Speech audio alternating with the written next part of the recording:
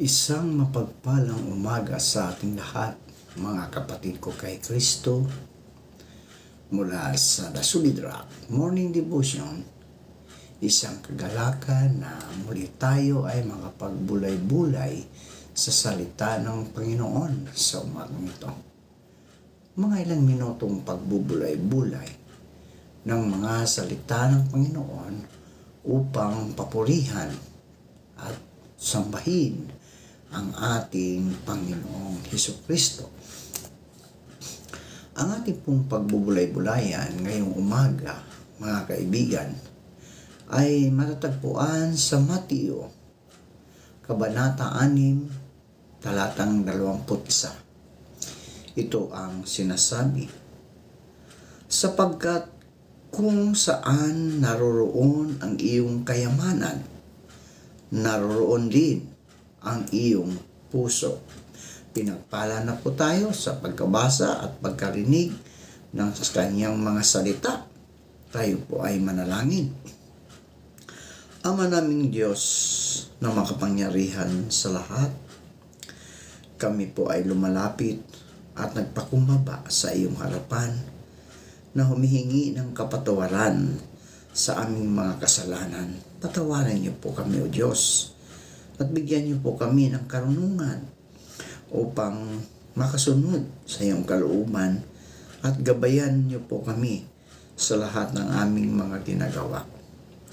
Sa umaga ring ito, Diyos, amin ding itinataas sa inyo ang aming mga kaibigan na nasa banig ng karamdaman. Patuloy mo po silang abutin, pagalingin, at ilayo sa anumang mga kapahamakan, Panginoon. Ibalik mo ang mga lakas na nawala dahil sa kanilang karamdaman. At pagpalain mo sila, O Diyos, financially, upang kanilang magamit sa kanilang pag-medication, Panginoon. At pagpa-check up. Anumang karamdaman, Panginoon, na naroon sa kanila, ito man ay diabetes,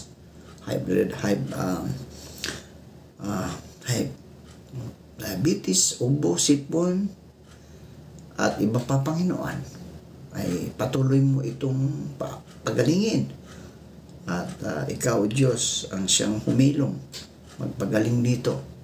Dahil ikaw po, Panginoon, ang aming Jehovah Jireh, na kahit anong klaseng karamdaman ay kaya mong pagalingin.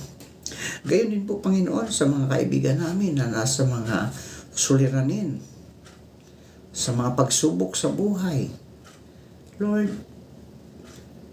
ikaw, Diyos, ang patuloy na magbigay sa kanila ng mga pangangailangan nila, O Diyos. Gayon din po, Panginoon, sa mga kaibigan namin na nawala ng mga mahal sa buhay dahil sa pagpanaw ng kanilang mga mahal sa buhay, O Diyos. Aliwin mo po sila, Panginoon, sa iyong iyong mga anghel na patuloy na nagbibigay kaaliwan sa bawat isang nalulumbay, Panginoon. Panginoon Hesus, sa umagang ito, patuloy kong itinataas sa inyo ang mga kaibigan namin na magsisipasok sa kanilang mga trabaho. Maaaring sa panahon ngayon ay sila ay nagbabiyahe na. Lord, ingatan mo sila. Ilayo mo sila sa anumang kapahamakan. Tulungan mo sila, O Diyos, na makarating ng matulasay sa kanilang trabaho, Panginoon, upang makapaghanap buhay na maayos, O Lord. Panginoon Hesus, ikaw ang aming Panginoon, protector sa aming mga anak mo, Panginoon. Kaya, Lord, sa iyo namin ibinabalik ang pasasalamat. Lord, kayo din po, Panginoon, sa mga kaibigan namin na sa ibang bansa nagtatrabaho, ang mga OFW. Patuloy mo po silang ingatan. Ilayo mo po sila sa anumang mga kapahamakan doon. Patuloy mo po silang gabayan sa kanilang pagtatrabaho sa ibang bansa. Dahil malayo sila sa kanilang mga masa buhay dito sa Pilipinas, Lord. Ilayo mo po sila sa mga tukso, sa mga pagsubok, Panginoon. Bagkus dalhin mo sila sa iyong ubasan upang sila, O Diyos, ay patuloy na makapaglingkod sa iyo, sa aming kapwa. Panginoong Hesus, maraming salamat. Kayo din po, Panginoon, aming itinataas sa inyo ang iyong mga anak na patuloy na nagsumikap upang maabot ang kanilang mga pangarap. Katulad na lamang, Panginoon, sa aming mga kapatid na kaibigan na gustong maglingkod sa iyong bayan. Gustong mamuno sa aming bansa, Panginoon. Lord, tulungan mo kaming mga mamamayan na magkaroon ng maayos na kaisipan upang aming ihalal ang mga taong gustong maglingkod sa kanilang kapwa. Yung mga taong mga Diyos na hindi lang sarili ang kanilang iniisip, kundi ang kanilang iniisip ay kapakanan ng mga tao, ng kanilang kapwa, Panginoon. Salamat, Panginoon, sa mga katugunan sa aming mga panalangin. Sa pangalan ni Jesucristo na aming Diyos at tagapagligtas. Amen. Amen. Ang pamagat ng ating pagbubulay-bulayan ngayong umaga, mga kaibigan, ay paano ba sukatin ang success? Paano ba sukatin ang success? Naalala mo pa ba noong kakasimula mo pa lang na magtrabaho, sa liit ng sweldo mo, kaibigan, maaring noong nabayaran mo ang lahat ng mga bills, no? At may natira kang sapat para makabili ng milk tea, feeling mo achievement, unlock na ka na, no? Unlock ka na. Hindi na ito masama dahil nagsisimula ka pa lang. But from there, posibleng nakita mo ang need for goal setting tulad ng ma-promote pagkatapos ng isang taon. Madagdagan ang savings at makapag-travel, di ba? It feels good kapag may natupad na goals na ito dahil indicator ito na umuusad ang professional and financial growth natin. But because of this, fulfill goals, mas malamang na hindi na-encourage tayong magkaroon ng bagong goals para sa sarili. Kung dati, mga kaibigan, no? Kung dati hanggang travel goals lang tayo, baka ngayon, may kasama na rin goals na makapag-down payment para sa sariling sasakyan o makalipat sa mas magandang tirahan. Hindi masamang magkaroon ng dreams and aspiration para sa sarili. Hindi masama, kaibigan, na magkaroon tayong pangarap, no, para sa sarili. Pero kung lagi lamang tayong nakatingin sa material na bagay, mga kaibigan, we will miss out on what's truly important.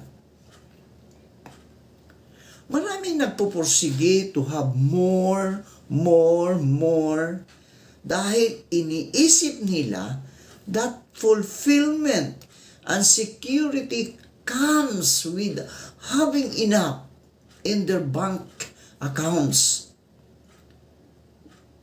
Pinapaalala sa atin ng unang Timoteo, Kabanata 6, talatang 17, na ang kayamanan, mga kaibigan, na ang kayamanan ay lumilipas at ang Diyos lamang, tanda natin, mga kaibigan, ang Diyos lamang ang pwede nating asahan para sa ating mga pangangailangan. Higit dito, siya ang gumawa, no? Siya ang gumawa ng paraan para magkaroon tayo ng buhay na walang hanggan. Ayon sa Juan 3:16 at Roma 10:9. Knowing this now, mga kaibigan, knowing this now, hindi kaya panahon na para i-re-evaluate ang short, medium, and long terms goal natin. Ituro mo sa mayayaman na huwag silang magmamataas, mga kaibigan. At huwag silang umaasa sa kayamanang lumilipas, kundi sa Diyos na masaganang nagbibigay ng lahat ng ating pangangailangan upang tayo'y masiyahan. Sapagkat gayon na lamang ang pag-ibig ng Diyos sa sangkatauhan. Kaya't ibinigay niya ang kanyang kaisa-isang anak upang ang sinumang sumampalataya sa kanya ay hindi mapahamak, kundi magkaroon ng buhay na walang hanggan. Kung ipahahayag ng iyong bibig na si Jesus ay Panginoon at buong puso kang sasampalataya na siya'y muling binuhay ng Diyos, maliligtas ka, kaibigan. Maliligtas ka. Tandaan mo yan.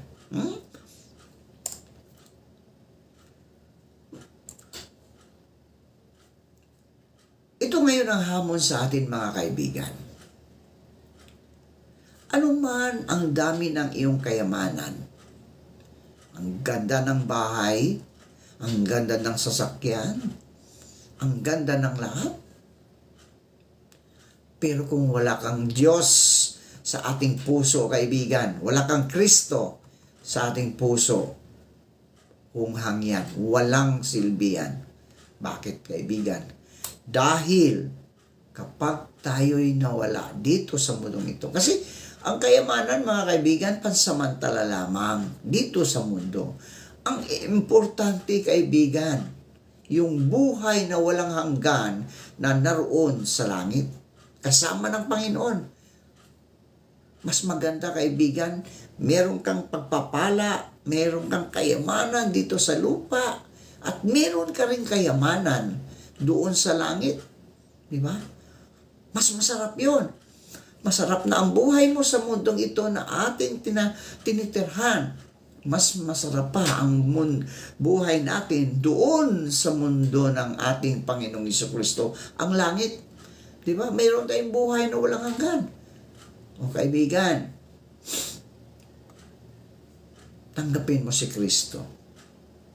Tanggapin mo si Kristo na sa iyong bugtong na manliligtas. Siya lamang, kaibigan. Siya lang naman ang may-ari ng lahat ng kayamanan natin dito sa mundo. Anong tawag doon? Pinapahiram lang sa atin yan, kaibigan. Diba? Pag namatay naman tayo, ano lang naman kalaki ang ating tinitirhan. Maliit lang. Diba?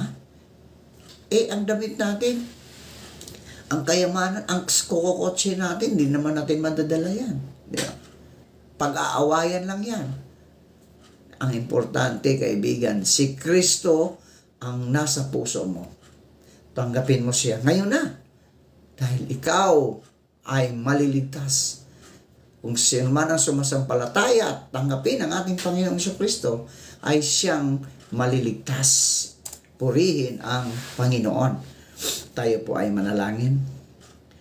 Ama naming Diyos, na makapangyarihan sa lahat, salamat po sa mga salita na aming napagbubulay-bulayan. Totoo nga po, ang kayamanan ay hindi makapagliligtas sa aming mga kaluluwa.